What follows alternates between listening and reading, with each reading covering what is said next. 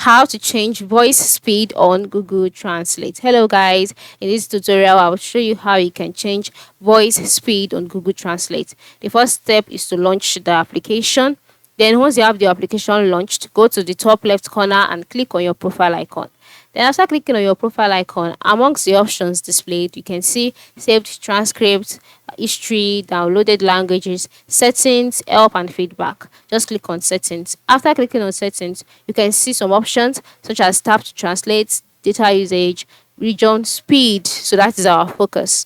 So once you click on speed, you can see the different levels: normal, slow, slower. So if you want it to be slow, because the default settings is normal, all right, but if you want it to be slow, you can just click on slow, and then the voice speed would be changed. And then you can also see slower. You can select slower too, or whichever one you want. So that is it. And just like that, the voice speed would be changed on your Google Translate application. So go ahead and change that voice speed today. Thanks for watching and have a good day.